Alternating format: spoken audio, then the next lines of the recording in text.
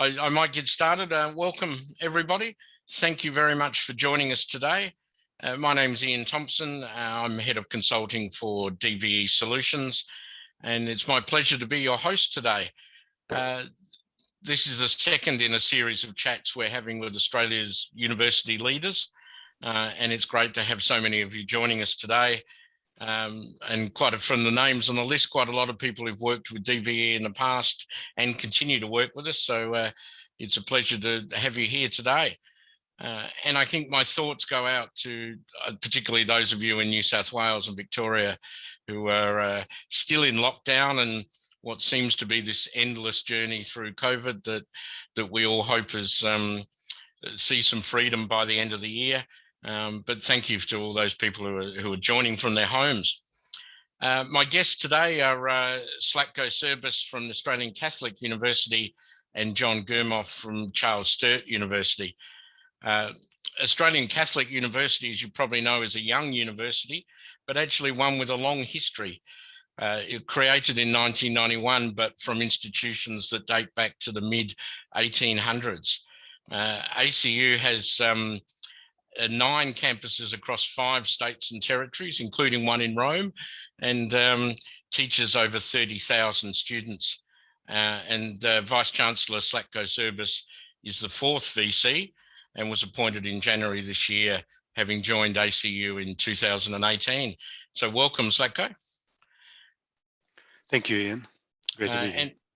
Great. And Charles Sturt University is actually Australia's largest regional university. Became a university in its current form in 1989, but has history and traditions that also date back to 1895. CSU teaches from 6 campuses, 3 specialist campuses and 4 study centres located across 4 states and territories, and teaches over 43,000 students. And joining us today is Provost and DVCA John Germoff, who's actually been acting or interim VC at Charles Sturt for the last 15 months. So welcome, John. Thanks, Ian. Great to be here. And our topic today, or our discussion today, is really about the future of the campus, and particularly for those universities who have multiple campuses. What do we see happening in a, dare I say, a post-COVID era or a new normal, that whatever it looks like when we come out of this. So I'm going to just throw to the gentleman first to give us their views, and then I've got a whole series of questions which have been submitted by our participants today. And we didn't work this out before, which is remiss of me, but John, did you want to start and give us your views on the future? Yes, you know, there's that old maxim that if you try to predict the future, but really I think it's one of, to use the hackneyed phrase, of challenges and opportunities. On, you know, the broad sector level, you know, we know there is no increase in government funding coming. In fact, the sector has taken a 6% hit overall in terms of funding to the university sector. So universities are going to have to look at finding new revenue streams and creating greater efficiencies in the way they go about delivering their services, both in research and teaching and in their engagement. So that's going to mean heightened competition, quite clearly. There are various regulatory issues that have to be dealt with. The new higher education standards framework with the new provider category standards for research benchmarks will affect institutions like my own, like Charles Sturt. And so institutions like ours will need to address that over the coming years to make sure they meet the threshold requirements. I think there's real issues about managing and developing our workforce in terms of getting the balance right between quality teaching and engaged and applied research. The government agenda is very much towards knowledge translation and commercialization. So I think these are there's opportunities obviously there, and something that I think the sector and certainly Charles Sturt well placed to engage with. So overall, I think you'll see, a slow return of internationals, some growth in postgraduate and pathway courses, as well as perhaps the growing interest in micro-credentials and short courses. I think that will continue and provide a new area for competition, but also potentially new revenue streams for universities. I'll reserve comments on the future of multi-campus institutions or campuses in general. But really, I think with those challenges come opportunities for diversifying how universities operate, but also for focusing on things like greater industry engagement. And by that, I mean things such as getting industry onto campuses, co-location of industry, looking at moving campuses towards involving a sort of quadruple helix ecosystem of university, government agencies, corporations, and third sector organisations working together for both in terms of research, but also in terms of providing work experience opportunities for students, ranging from cadetships all the way through to industry PhDs. So I think there are some really exciting things that are going to be seen to evolve or perhaps even transform the sector over the coming years. Anyway, I might pause there and let Zlatko comment as well. That's great, John. A lovely segue, actually, and it's such a pleasure, Ian. Thank you for bringing us together. John and I go back a long way, and so it's a delight to be here. And I recognize a lot of colleagues on participating in the session. Look, I would just like to pivot a tiny bit from general remarks that John has made, because I endorse them broadly. I think what John has outlined is are really some of the key kind of issues that are going to propel universities into the future. I suppose I would like to perhaps list some of the issues that we need to think about in three categories. So there are some general issues that universities are facing. There are some specific issues that they are facing, and then there are some perennial issues that universities with multiple campuses are facing. So let me start with the first group, general issues. Well, I think we are all kind of living in the shadow of COVID, as Ian, you very appropriately acknowledged at the beginning. And I think that is going to set the tone for the future. It is going to be a disruptive force. It is something that is reshaping the sector as we speak. What it is going to create is uncertain to me entirely, in its entirety, but it will be different. There is no question about that. I think international students were mentioned. That's certainly one of the dimensions that we need to think about. Pedagogies are changing, and they are partly changing because of the changes in the mode of delivery.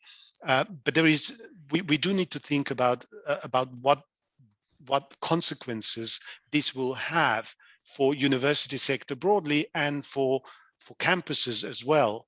And then, of course, there is an innovation in office. So the kind of an onset of advent of micro-credentials and so on and so forth, that is going to kind of change the way in which people engage with learning. Secondly, I mentioned some specific issues. When you think about campuses, and that's the topic of today, I think I can't help but declare that I'm a sociologist, and Auguste Comte said that demography is your destiny. So here you go.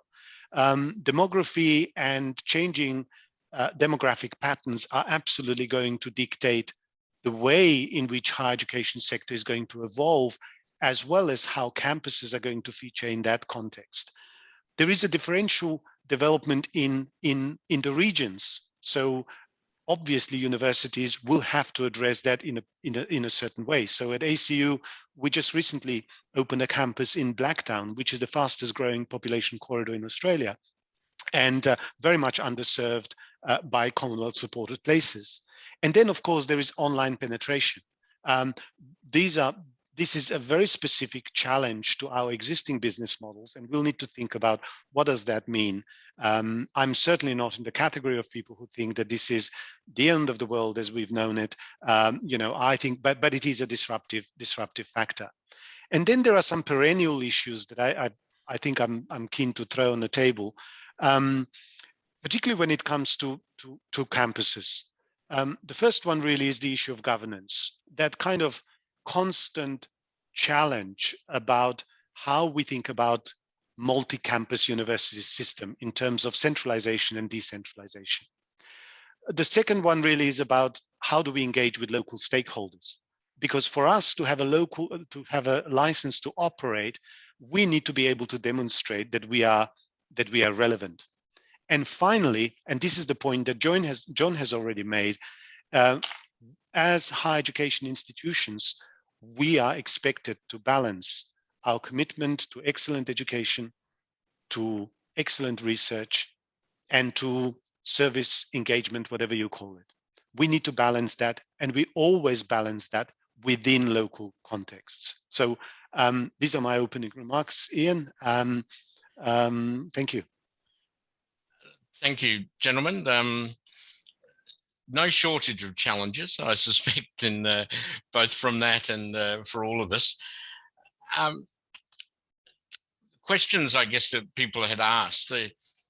One of the most obvious ones, I think, and makes people unsure is: do we think there'll be fewer campuses? You know, are we going to take, as a nation, are we going to have to just let go of some assets while we might still be growing online delivery, but are we going to have to get rid of that? And then maybe, John, if you can expand on your comment about the future campus. I think you called it the quadruple helix. What does this future campus look like?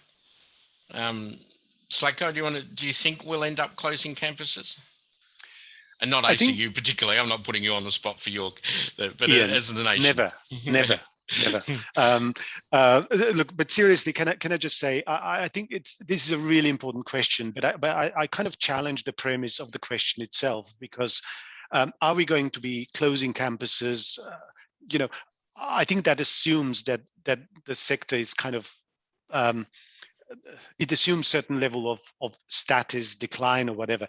We don't have a crystal ball. We don't know which way the sector is going to evolve. But one thing is sure, the sector has always been fairly dynamic. And that meant that, you know, we expand and contract or consolidate at the same time. So I don't like to sit on the fence, but on this one, I would certainly want to have it both ways. I do think that if you look at ACU is a great example. We've opened 2 campuses recently. A few years ago, one in Rome. We opened a Blacktown campus here in Sydney. And I think at the same time, we are thinking about how do we optimize our campus ecosystem, because we need to respond to very particular opportunities that actually appear to us locally. So I can't answer the question about, and I know that you don't expect me to answer the question whether there will be less campuses, but I think we need to always think about the dynamic context within which some of those questions must be posed, but also answered. I just might pick up on that as well. I think, look, I don't think there's anything new about the campus closure debate. You know, you can go back over the last 10 or 20 years and look at a number of examples where universities have opened and also closed campuses, or attempted to close campuses and done so unsuccessfully. They are notoriously hard thing to do because of the politics involved. And so I don't think that's necessarily new, or that the current conditions are such that you know, everyone's just going to move to online learning. Our students certainly aren't telling us that particularly at the undergraduate level. You know, Zlatko, I'm sure, will have the same sort of experience as I do, where students have been pressuring us to open up our campuses and get back onto campus as much as possible. They want that interaction, again, particularly at the undergrad level. I think what you're likely to see in terms of an emerging trend, though, is perhaps some rationalization of what campuses are offering in particular regions. So rather than closing campuses, you might find that campuses become more specialist or become known for particular areas of teaching and research that align with the workforce needs of the regional communities in which they operate and the industries in those communities. So you might see more campus specialisation and a growth in perhaps what some call hybrid learning. So face-to-face students taking some of their study online through online delivery to manage the complexities of their lives. So I think that's what you're seeing is, really campuses being transformed and reinvented. Universities across the nation are reinvesting in their campus infrastructure. You wouldn't see so many glorious buildings being built and student facilities being built if there wasn't a firm commitment and belief that campuses are here for quite a while yet. But it doesn't mean, as Zacko said, that it remains static, that these are the campuses of the 1970s and 1980s. I think, as I alluded to earlier, you'll see where possible things such as industry co-location on campuses where the land exists and where the regional industries make sense to interact with the universities. I think that's certainly something that Charles Sturt has been forging ahead with. So, you'll find on our Wagga Wagga campus, where I am at the moment, we have our Agri Park, where we have, government agencies, corporations, regional development agencies, the New South Wales DPI, a whole range of organisations that create this ecosystem where the synergies from being co-located allow new projects, new research, and new forms of work integrated learning to emerge. So I think what you'll see from universities is a reinvigoration of their campus architecture and their campus life to provide a vibrancy to the student experience, to provide access to industry, and also to ensure a much more experiential form of learning rather than, a sort of didactic mode. I think you're starting to see, as Zacko alluded to as well, a revolution in our pedagogy in terms of how we engage our students and get them to learn material and apply that material in new ways. I guess interesting example of that, and certainly not COVID driven because it happened in the pre-COVID era, but in South Australia, when the government moved the hospital to create a new Royal Adelaide, UniSA and Adelaide built campuses effectively on this precinct. And I think Flinders are going to go there, and then the Women's and Children's Hospital. So you've actually got a health and medical precinct with all the universities, the South Australian Health and Medical Research Institute and the hospitals all together on one precinct.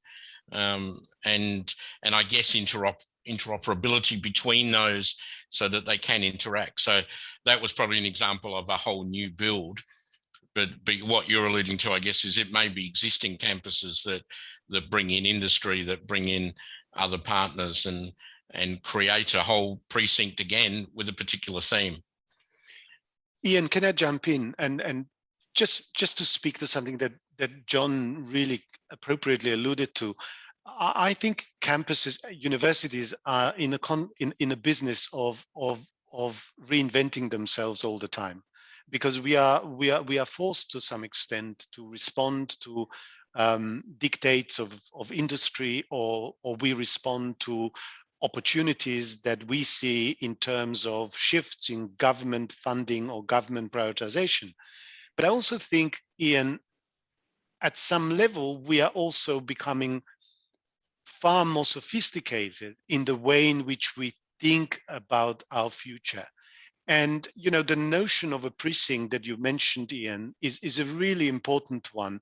I think we increasingly think about our campuses not in isolation, but in the context of that kind of a connected ecosystem of campuses within the institution, or connected ecosystem with local industry, local partners, and so on and so forth. So if I think about our campuses, for example, and all our campuses have deep tradition that you alluded to before, but they also have they not only have a very unique point of departure, they also have a very unique set of parameters that support them and propel them into the future. So I think it is really important for us to be respectful of how we got to where we are at the moment, but also quite visionary and analytical in terms of where we take it from here.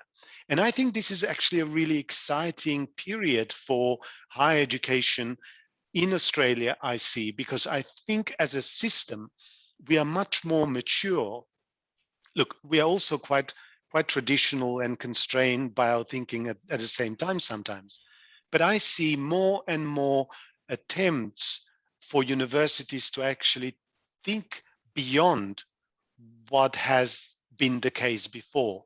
And I think that's exciting. That's an impulse that I think is worth nurturing and developing. And for that reason, I'm actually really optimistic about where we are going as a sector.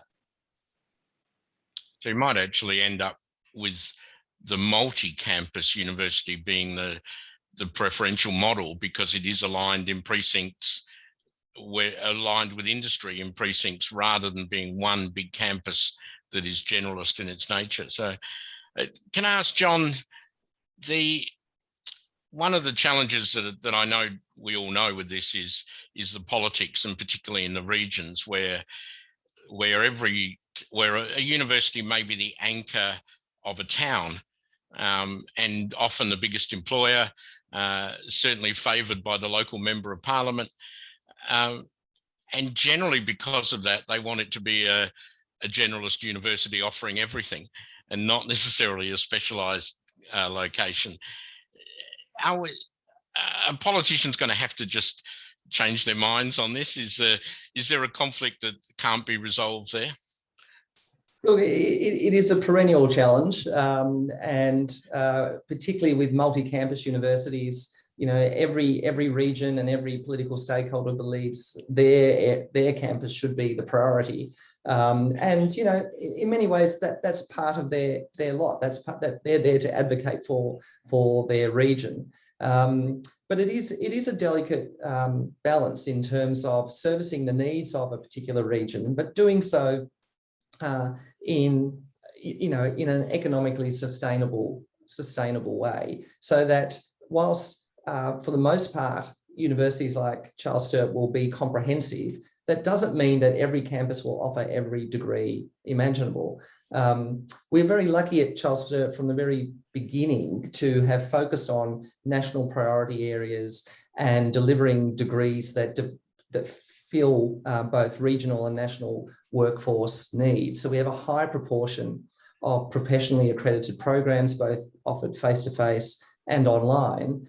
And that really underpins why we've been one of the leading institutions for graduate employability, because we've addressed those very specific workforce needs. And I think part of a multi-campus institution, I think particularly a regional university like Charles Sturt, is that it really does need to be thoroughly embedded in its communities, and to ensure that there's an ongoing dialogue between the regional community and the university, so that they're working in concert. And so what I see happening is universities becoming, in general, but particularly in regional areas, I think, much more permeable, much more porous, if you like, in terms of people coming on to campus, either because of precinct-related ecosystems like we've already discussed, or because of a university that is well attuned to delivering and servicing the needs of its local communities. Now, it has to do that in a viable way, and that's where you often get some arguments around the fringes about what should be offered on particular campuses. But that's an age-old debate. That's not going away anytime soon. But I do think further specialisation probably will occur, and particularly where there are a number of competing higher education providers in a region. I think you might find now that there will be greater dialogue between those institutions, perhaps to divide up what they specialise in, so they don't overlap overly too much or cannibalise one another. And that way they can maintain a presence in that region without sort of undermining the viability of each of their campuses. Can I pick up on a point at the beginning, John? You talked about reduced funding and efficiencies being needed. And I think, Sladko, you talked about the perennial problem of centralized versus decentralized management. If we go down this road of specialization or of campuses being different to each other, do you see a model where all the student administration, all of the university administration is then split across all these campuses, or does it become a central function from one campus administering everywhere? And I know this debate goes backwards and forwards over the years, but where do you see that going in this new era? What a poisonous cocktail question this is, Ian. Sorry. Yeah, you can handle that one, Zach. If everybody else could stop listening, and we'll. No. Look. I think there are some conversations that we engage in universities that really are well and truly tested through time. And this question about centralized, decentralized model is certainly one of them. And can I say I think there are I have in my own leadership past I've leaned towards one or the other kind of argument, centralized, decentralized, depending on what the issue was. I actually think that if you look historically, you will see that institutions often swing towards centralization only to then, after 6 years or so, swing back to a decentralized model and to swing back to the centralized model in another 5 or 6 years' times. I think there is a logic to this actually, and I think this kind of shifts have a purifying effect on the institution to some extent. I don't want to make light of it, but I can see the logic behind it, because none of these models is 100% future-proof. And for that reason, I think each of these models has propensity to create a degree of ossification and inefficiency around the edges. And when those inefficiencies or ossification, whatever we call it, become big enough, they become a burden to the institution, and then we shift. And so I think that doesn't explain it very well, but I can understand the logic that's driving that. In terms of campuses, there's been actually a really great paper that was prepared, white paper that was prepared for Washington State University about the different governance model for multi-campus institutions, and it's really worth looking at. And it basically suggests that both centralized and decentralized models actually have advantages, you'll be surprised to know, and disadvantages. And then the question really is, for the leadership and for the context within which we operate, is which model optimizes on advantages and reduces disadvantages and reduces risks. So I think this is an inevitable debate. And I think it's a really good debate for us to be engaged in institutions. It's always painful though. And I think we need to recognize that. If I can just go back to your point about investment and campuses, this is a really important question for me, because as far as I'm concerned, because if you are trying to actually stimulate that kind of research education nexus, and given that we all operate within the financially constrained, resource constrained environment, you need to make really careful decisions about where are you going to put the piece of infrastructure that researchers in a particular area depend on.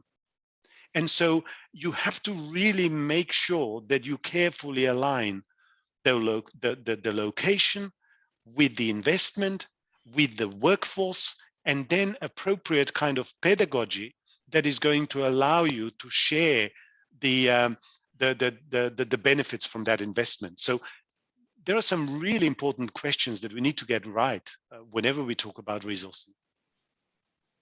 Excellent. That's probably quite a good segue into this question about pedagogy and campuses and where our future may be. That I've certainly been running a whole series of focus groups with students in the last few weeks, undergraduate students who absolutely desperately want to get back on campus, and they will tolerate what they're doing at the moment of online from home because they understand the COVID situation, but they don't think it's what they've signed up for a 3 or 4 or 5 year degree. So they want to get back on campus.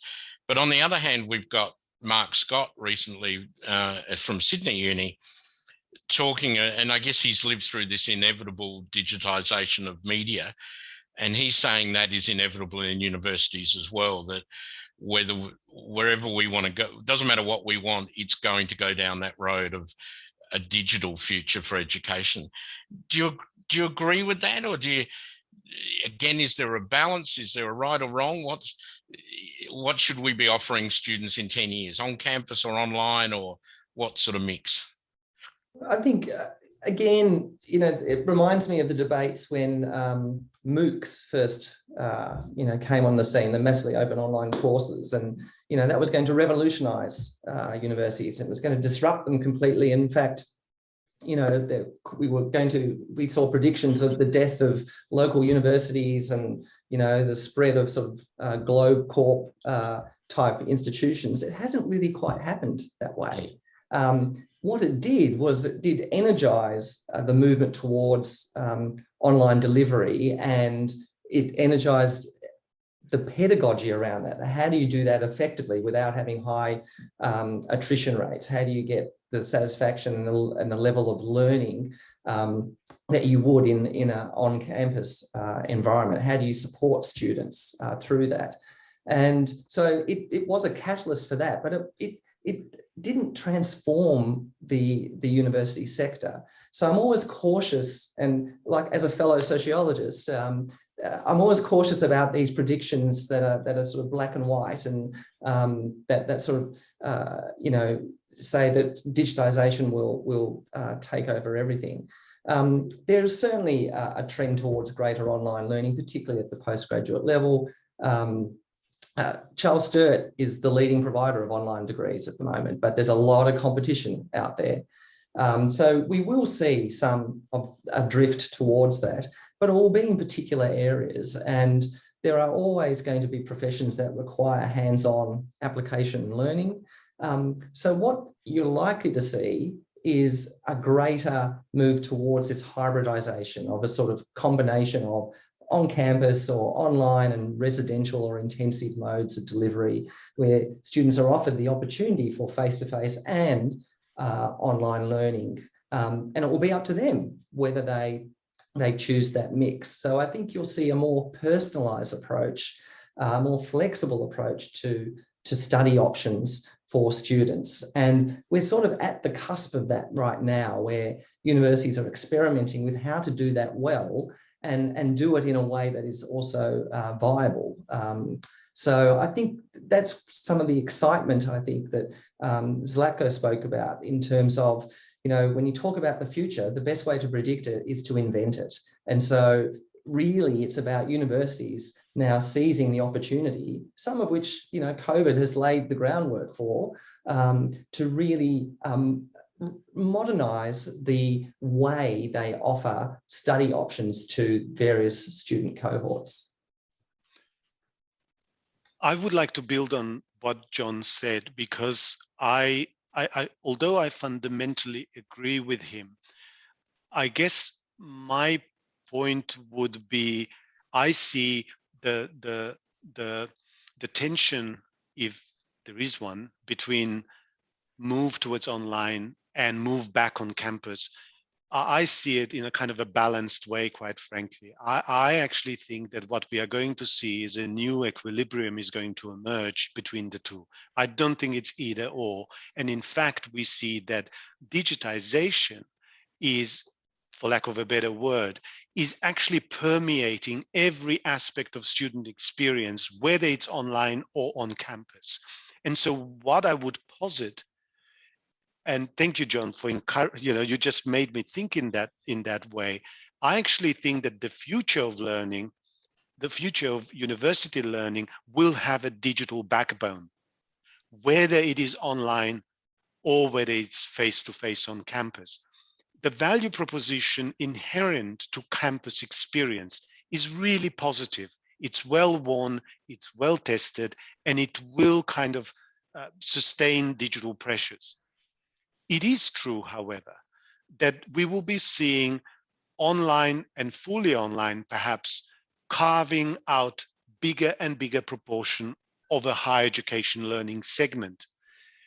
But I think we are basically looking for a new kind of newfound equilibrium. And look, universities like Charles Sturt, if I can say that, and certainly I can say that for ACU, we want to have a stake in both of these worlds. And so we are trying to kind of reignite that kind of search for that new equilibrium. Because what we do know, and that is certain, is that the ground underneath our feet is shifting now quite considerably. And we don't know how or when it's going to stabilize. So we do need to kind of explore the both online, digital, and face-to-face. But I think they have more in common that we tend to acknowledge in discussions like this. And what they have in common is, of course, learning analytics and what I called a digital backbone to learning, modern learning. So I think there is a lot to be optimistic about and a lot to be uncertain about, quite frankly, because we need to actually bring workforce along into that future. And that's the hard part. Look, I absolutely agree with you, Zlatko. And, one of the other areas that we haven't touched on is it's not just the academic workforce that will have to be upskilled with the latest sort of digital technologies. It's also our professional workforce. And, I think you'll start to see digitization also impacting there. I think you already are, particularly with developments that are emerging with things like, credit management and curriculum management software, and the automation of a lot of services, as well as some of the sort of student support services that are offered in an online capacity, which never were before. So we're also seeing that side of the university operations transforming as well. Very true. A lot of questions were submitted around the student experience. And I guess there is this sort of an inherent belief, probably because of our history, that the student experience beyond just learning is better delivered on campus than it is online. Whether that's true or not, I guess jury's still out, but there is that sort of belief. But I'm reminded of two vice chancellors I've worked with, one who said that universities have survived 1,000 years because they're the world's best dating agency. And that most of it, you meet future partners, friends, people that you stay associated with for the rest of your life at university. And I'm also reminded of the Vice Chancellor of Loughborough University, which had a very strong sporting element to it, who reminded me that his university won more gold medals at the London Olympics than Australia did, because his students were so passionate about sport. But both those people talked about the interaction that happens on campus beyond learning. So it's the clubs, it's the societies, it's the events, which are harder, not impossible, but harder to deliver online. Do you think that's something we need to support and continue? Is that an integral part of growing up, I guess, and coming to university? I'll jump in there. Look, for the on-campus experience, and particularly the undergraduate student experience, I think it clearly is. And I think you'll see some wonderful examples in the sector of, extracurricular and co-curricular options that are being offered to students. So there's always been the clubs and societies, but there are also things such as, leadership programs or programs focusing on particular employability skills, or volunteer programs, or alumni mentoring programs that really do add value to the student experience and can help them not just in terms of their future employment and future career prospects, but also provide a much more well-rounded education that really prepares them for a globally connected world. I don't really have much to add here, Ian, because look, I think clubs, societies, and all those kind of tactile experiences that happen on campus have really something to add to student experience. I think this is really the attractor of university life for many. However, we also need to acknowledge that there are some segments of a student population who have no other choice but to avail themselves of online learning experiences. And perhaps that segment is growing. That doesn't mean that online experience is necessarily sterile or bereft of that kind of human enriching dimension. There is good online and there is really average online. There's probably a bad one too. But the point is that we do need to respect the fact that students engage in different learning modalities because of certain necessities, not just because of their pure choice. So look, I salute all this vibrancy that exists on campuses. Long should they live, I think, long live this kind of vibrancy. It is fantastic, and we don't want to lose that. And we see how important it is just right now, as you alluded to, Ian, when students actually don't have access to campuses and they really want to come back. They really want that social dimension of their learning experience to be accentuated in their lives because it matters to them, it enriches them, and it makes them better humans. So, yeah. I guess student mental health has been a growing issue probably over the last decade. And I think we've all seen sort of exponential demand on counselling and student support in all campuses, and COVID has clearly sort of probably pushed that even further with bigger challenges. How do you see universities being able to cope with that mental health issue over the next few years? And is it a university issue? Is it in fact a community issue? What do you see as the role of universities, and how would you cope with it? I'm happy to jump in here. Look, I'm really passionate about this issue. I think mental health is everybody's issue. I don't think it is a community issue alone. It's not a university issue alone.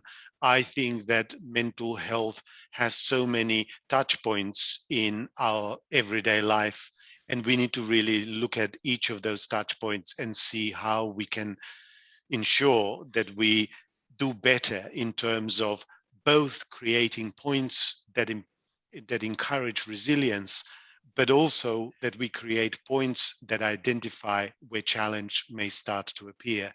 So I think universities are playing a very proactive role in this. I think in many ways, universities are leading in some aspects across a series of campaigns that may have mental health element to them. Certainly, we are expected to have mental health strategies. We have one. Strategy in itself doesn't mean a lot if you don't kind of put it into practice. We all accept that, but the reality is that we are acutely aware of the mental health challenges of our student population, and I think the more we do in this regard, the better it's going to be for everyone. But we often, and can I just emphasize that, and this is, I think, a really important point that we keep missing in these debates. Yes, of course, mental health and how we identify issues and how we support people with mental health issues. That's one challenge. But we also need to think about how we can actually improve resilience among people. And that is the Janus face of that challenge. Both are really incredibly important. John, your thoughts? Well, look, not much more to add there. I think Zlatko captured that beautifully. Just that this is this has heightened attention in the sector. I don't think there would be any university that's not focusing on providing mental health support for students and staff. And as Zlatko said, it's not just a university issue. It is everyone's issue, and it extends beyond the university environment. But whilst we have a duty of care for our staff and our students to ensure that we provide appropriate mental health support and wellness options for our staff as well, in terms of ensuring that not only are we looking out for one another, but we have a variety of options by which we can support staff to develop that resilience over time. Okay. Can I put you on the spot here, and I'm going to say that you can't talk about COVID or the return of international students.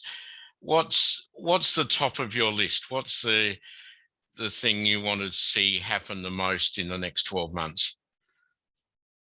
And you can't say lockdowns or international students come back because they're too obvious. This is where pregnant pause comes into play. When you ask, certainly people like John and I, what you would wish away is COVID, and I'm sure that everybody on this call would probably agree with that, and everything that's associated with that. We of course want international students to come back. But I too am a little bit disappointed, actually, that we talk about international students so much in this context. Of course, not because I don't want them to come back. I used to be an international student. I don't want to think myself away. The reality is that students actually are international students are such an important part of a higher education fabric in this country. I think what I would really like, and this is coming back to your question, and of course I'm experimenting now because you did put me on the spot. Of course, what I do want to see is a much more stable set of government policies that actually influence the way in which we think about our future. I think there has been, and this is part of our parliamentary democracy, and of course, and there has been a lot of contestation in this space. I would like to see a greater bipartisanship in this regard. I think the more stable the policy and funding settings are for the future, the more likely it is that we will be able to plan meaningfully for that future. One of the issues that we absolutely need to address is the allocation of Commonwealth supported places. We are seeing that there are certain areas across the country that are distinctly underserviced by Commonwealth supported places. And I'll just give you an example from my backyard in Blacktown here in Sydney. 50% of students come from that greater Sydney metropolitan area, but we only have a fraction of Commonwealth supported places in that locality. And so I think that's a challenge, but it's a systemic challenge. I don't think it should be left to the whims of politicians to actually resolve that. I think we need to have more predictable and more generous settings in place in order for us to actually be in a better position to plan. The other issue that I would say is a much greater recognition of the important work that universities are doing across a whole spectrum of issues across political, cultural, and economic domains of society.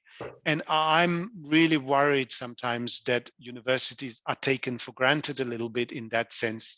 Yes, we do significantly contribute to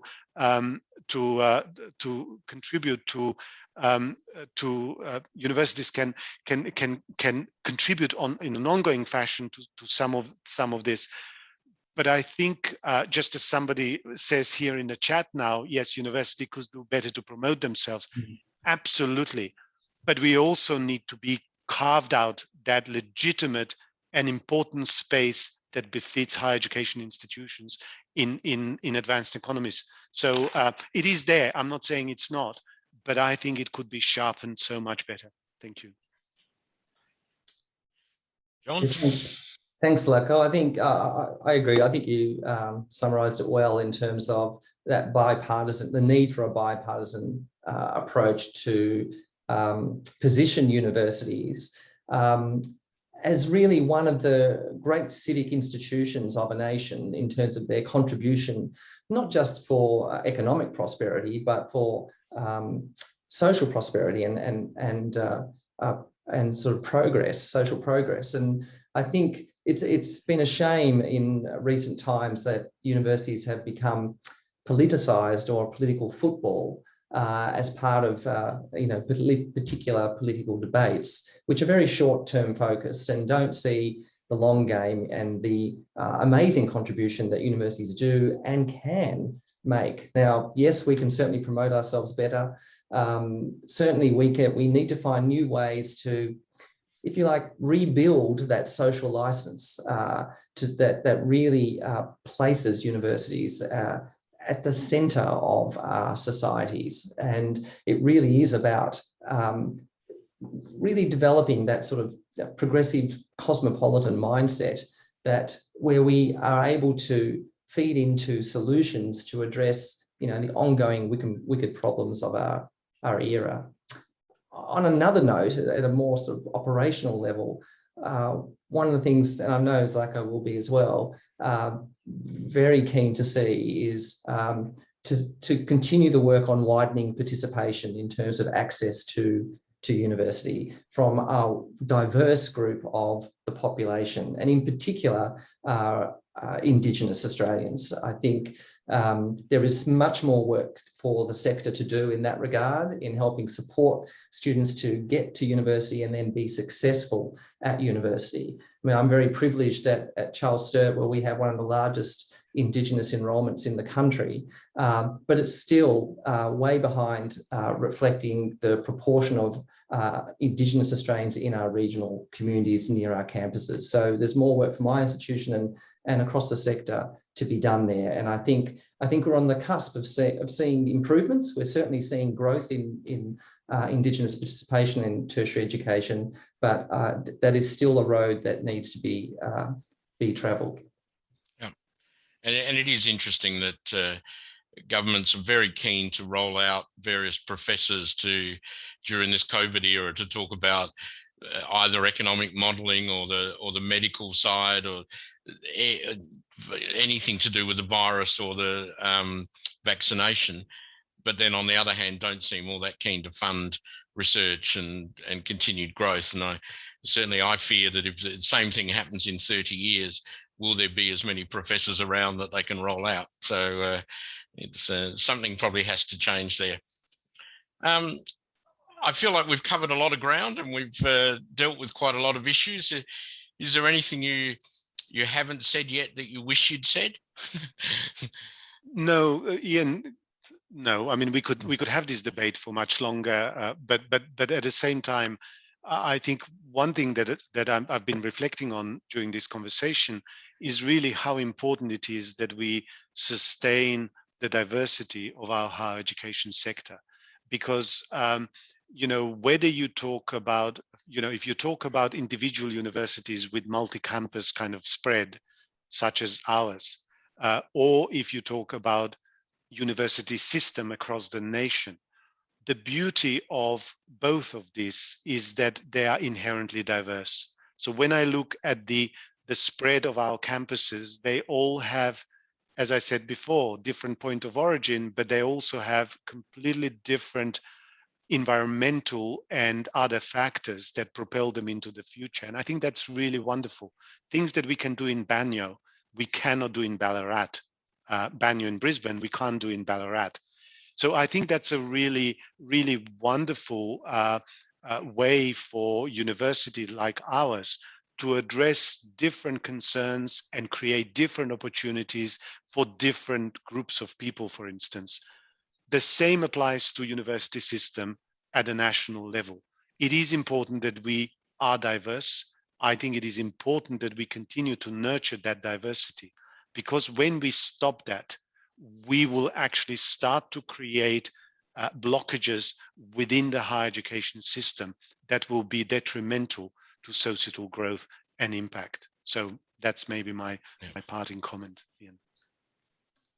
Yeah, and I'd simply add that, look, I think despite the challenges, whether it's COVID or government policy, in the medium to longer term, I see a bright future for the university sector. I think, as we've discussed, universities have been quite adept at transforming themselves over long periods of time. And, if you look at, Oxford University, it's existed for 850 years. It's one of the, enduring institutions of our time.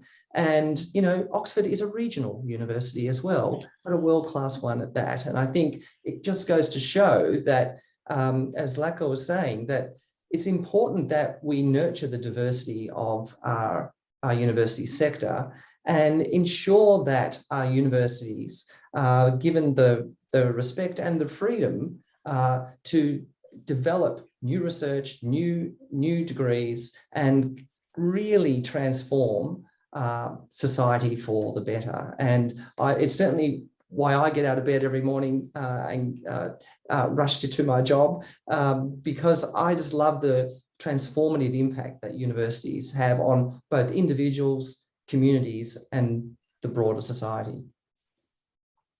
Fantastic. Well, thank you, John. Thank you, Zlatko. Your wisdom has been incredible, and I thank you for giving up the time. To all our participants who've been listening, there will be another one in this series, so stay tuned to hear about that. We are running a webinar in October around the new higher education standards framework, and particularly about the new provider categories. So stay tuned for that, because I know there's some movement around university colleges and what role they may have, and what impact they may have on the university sector itself. So stay tuned for that one. Thank you very much, and it's just been invaluable. So I really appreciate your time. So thank you, John. Thank you, Zlatko. Thank you, Ian. Thank you, Ian. Thank you, John. Thanks, TVE. Thanks, everyone, for listening.